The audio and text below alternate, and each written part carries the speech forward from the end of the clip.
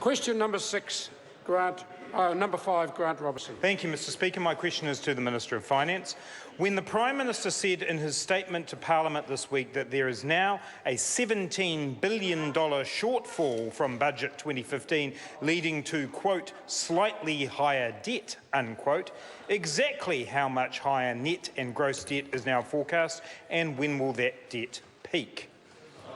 The Honourable Bill English. Well, Mr Speaker, I'm glad the member has caught up on this. If he'd done his own work, he would have found that that was announced publicly in the half-year update. Mr Speaker, lower than expected economic growth in 2015 combined with weaker inflation mean that tax revenue is expected to be slightly lower than was forecast in the 2015 budget. This means net debt is now expected to peak at 27.7% of GDP in 2016-17. The previous peak was forecast back in 2015 as 26.3%. Net debt is still expected to fall to around 20% of GDP by 2020. Good. That's what you said last. Supplementary question. Point of order, Mr Speaker. I appreciate the Minister has interpreted that question in a particular way, but we did ask about net and gross debt. I didn't actually hear the gross debt numbers. Order. I'll ask the Minister to complete just that phrase. I just thought the member was losing concentration. So I'll just have the answer. Gross debt is forecast to peak at 37.5% of GDP in 2016-17. Our Budget 2015 forecast showed a peak at 35.6% of GDP. But I might say to the member, as I often say to the media when they ask about these numbers, it's just another Treasury forecast. They're about to start on reforecasting for Budget 2016, and it's possible that those numbers will change. Supplementary question, Grant Robertson. Is it correct that the half-yearly update issued after the House rose last year actually shows that nominal net debt will be $6 billion greater when it peaks in 2017 than it was forecast in the budget? The Honourable Bill English. Well, it could be something like that, Mr Speaker. It'll be a combination of, that number will be generated by a combination of lower tax revenue and higher capital investment levels, as the government also indicated in the half-year update. It increased its capital allowance for this next year by around $1 billion. So on the current Treasury forecast, debt will be up compared to where we thought it would be. On the next Treasury forecast, it could be down again, but generally it's headed towards a peak and then coming down. Supplementary question, Supplementary question, Grant Robertson. Can he in fact confirm that he's overseen New Zealand's net debt rising by more than $50 billion and that he is set to break on these forecasts the $60 billion increase level some 5 years after he declared the financial crisis would have been over? The Honourable Bill English. Well, Mr Speaker, there's absolutely no doubt net debt has risen. That's because on planet Earth, as opposed to planet Labour, we had a major recession and $17 billion contribution to rebuilding Christchurch.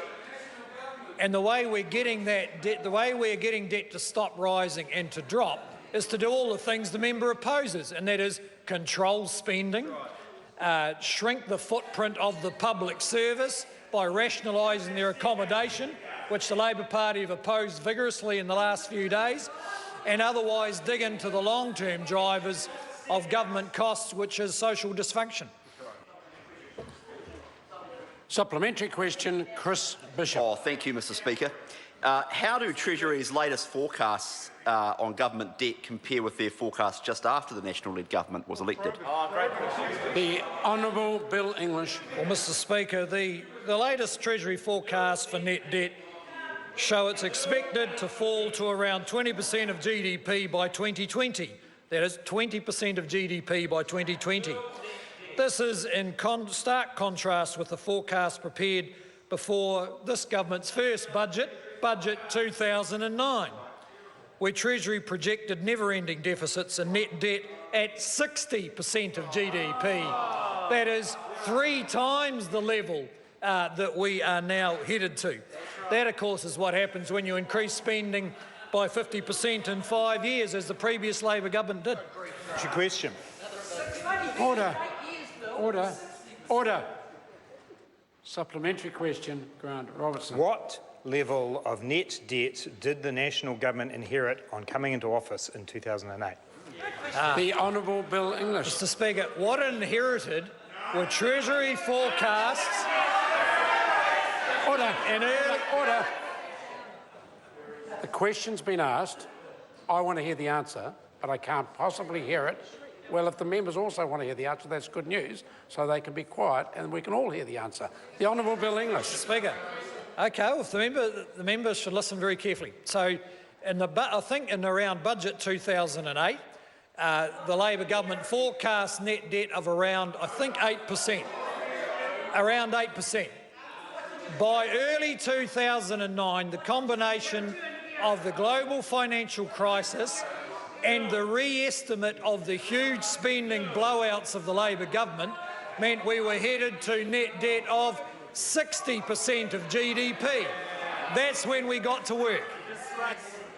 Point of order, Grant Mr Robertson. Speaker, I asked a very specific question and the Minister of Finance did not answer it. Order.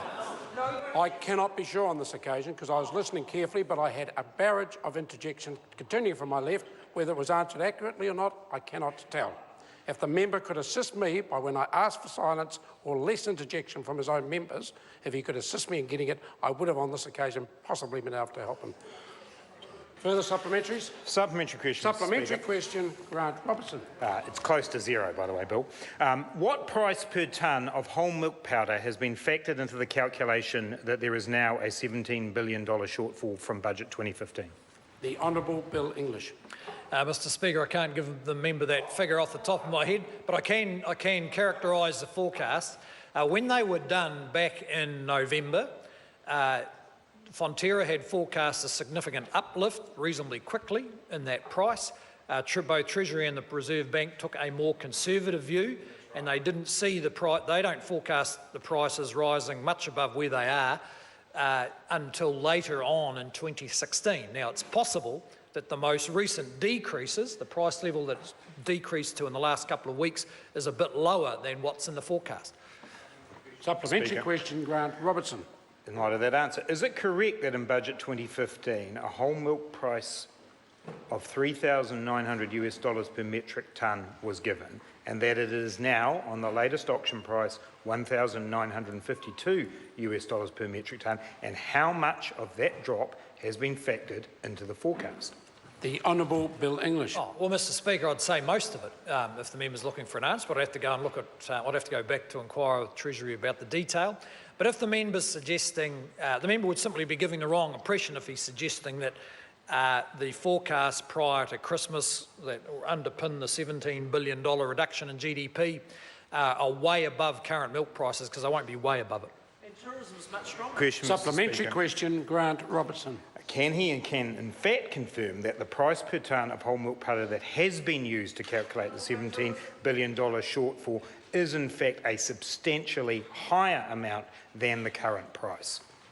The Honourable Bill English. Well, Mr Speaker, I can go and check exactly the numbers against the price this week, but as the member's in the habit of picking in any week or any day the most negative number he can find and then comparing that to a forecast that was actually made 2 or 3 months ago.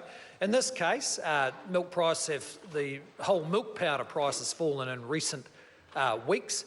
Some other dairy product prices have gone up. It could go up again next week. Treasury are about to redo their forecasts, and they will use the most up-to-date information. And that will include the most up-to-date information, that is, the boom in tourist numbers, the record growth in manufacturing now, I think, in its 40th month since the member declared a crisis. So while dairy prices are lower... Order. The question was answered right at the start.